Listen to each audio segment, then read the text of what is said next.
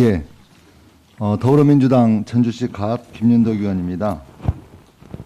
먼저 우리 김부겸 후보자님 그 국무총리 후보로 지명되신 거 정말 진심으로 축하드리고요.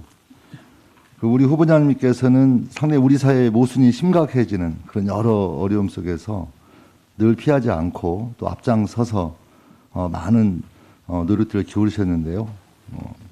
군사정권 시절에 정말 민주화운동을 정말 헌신적으로 하셨고 또 지역 대결 구도가 그 심한 시기에 경기도에서 내리 3선 국회의원을 지냈지만 고향 대구로 내려가서 정말 많은 희생을 치르면서도 정말 노력해 오신 것에 대해서 정말 깊이 존경하고 있다 이런 말씀 드리고 싶고요. 우리 김부겸 후보님께서 쓰시는 의원회관 814호를 제가 지금 쓰고 있는데 그것도 상당히 자랑스럽게 생각하고 있습니다. 아까 그 질문 과정에서 좀 나온 얘기인데요. 저도 시민단체 일을 하면서 그 여러 재난이 발생했을 때 그 어려운 우리 주민들 찾아가서 뭐 여러 가지 활동을 많이 해봤습니다. 근데 그 과정에서 늘 고민이 되는 게 정말 주민들은 굉장히 어려움에 처해서 힘들게 있지만 또 거기에 찾아오신 자원봉사를 하러 오신 분들을 또 한편은 위로하고 격려하는 일들, 또 그분들이 요구하는 거에 대해서 뿌리칠 수 없는 그런 상황들이 참 많이 있는 것 같아요. 제가 연탄봉사 하는 데 가서 미처 옷을 갈아입기 전에 그건 학부모께서 자기 그 아이하고 꼭 사진 한 컷만 찍자고 해서 이 넥타이 메고 그 연탄봉사 하는데 사진 하나 찍었다가 연탄봉사 하는 데 가서 넥타이 메고 사진 찍냐 해서 상당히 혼난 적도 있습니다. 그래서 아까 그 좀 사진 관련된 또 자원봉사자들의 그런 어려움들을 또 격려하는 또 그 과정에서 상충되는 점이 많이 있거든요. 좀 그런 거에 따라서 우리 후보자님께서 좀 간단히 소회를 좀 아까 그 내용에 대해서 듣고 싶습니다. 예, 이양수 의원님께 지적하셨습니다만 사실은 그날 저 옆에 있었던 사람이 무슨 이동기라서 제가 뭐 그분을 의도해서 그렇게 사진을 찍고 그렇게 해야 했겠습니까? 다만 거기 여러 자원봉사들 중에 한 사람으로 왔던 건 틀림없는 거고요.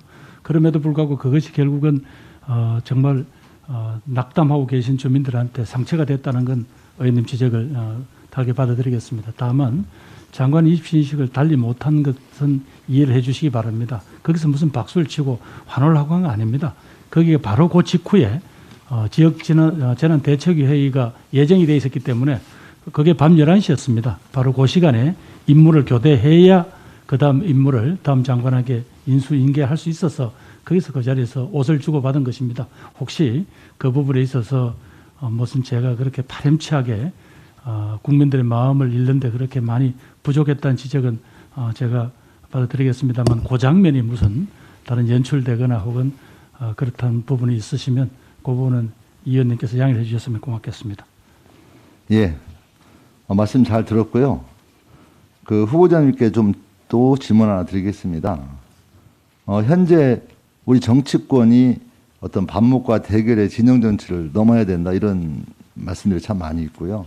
또 이번에 그 정치권 내에서는 일부 야당의 요구로 정권 말 사면론을 주장하시는 분이 계세요. 그래서 논란이 지속되고 있는데 우리 후보자님께서는 이 사면론에 대해서 어떠한 생각을 가지고 계신지 좀 답을 부탁드립니다.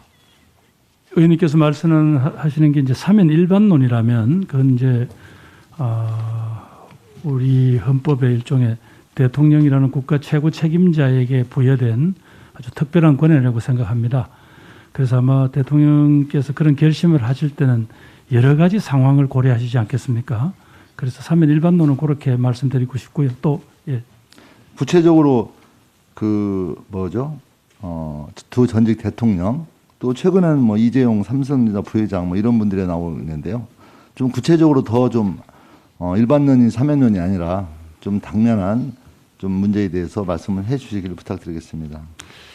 예, 전직 두 대통령의 그 장기간 영어 생활이라든가 혹은 이렇게 유죄 확정이 된 부분에 대해서는 대통령께서 아마 신년 기자회견에서 상당히 안타깝다고 말씀하셨고 또 어떤 형태로든지 어떤 국민 통합이라든가 또 그러면서 국민들이 전직 두 대통령께서 그동안 있었던 일들에 대해서 마음으로부터 어느 정도 뭐 용서를 할 그런 그게 돼 있느냐 이런 것을 다 판단하시겠다는 취지로 말씀하신 것 같습니다.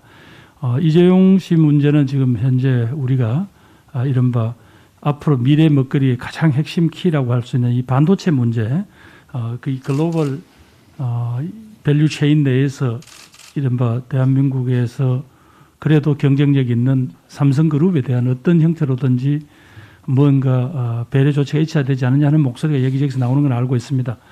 제가 국회에서 동의를 받아서 총리에 취임을 한다면 아마 경제계도 만나게 되지 않겠습니까? 그래서 그분들이 지금 갖고 있는 그런 어떤 상황 인식 또 그런 문제들을 잘 정리해서 대통령께 전달드리겠습니다.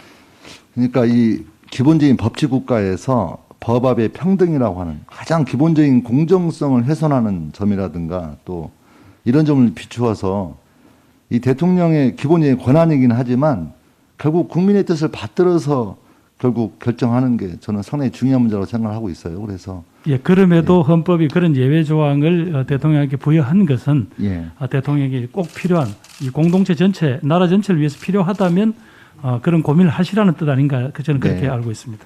예. 그리고 마지막으로 평소에 그 총리 지명 전에도 우리 후보자님께서 개헌에 관한 그런 소신을 많이 밝힌 적이 있습니다. 그래서 이제 집권 후반부 1년을 남겨둔 문재인 정부의 마지막 총리가 될 가능성이 높은데요. 좀 개헌에 대한 평소 소신을 가지고 여러 준비를 좀 해야 된다 이렇게 생각하는데 후보자님의 견해를 좀 말씀해 주십시오. 예, 뭐 저는 평소에 그런 소신을 갖고 있습니다만 지금은 저는 이 문제에 관한 국회가 사실은 기회와 권한을 갖고 있습니다. 이미 대통령께서는 한번 개헌안을 내신 적이 있고 그것이 사실상 사실 어떤 효과를 보지 못했기 때문에 지금부터 이 문제를 건드릴 수 있는 부분들은 국회만 그런 권한을 갖고 있다 그렇게 생각합니다.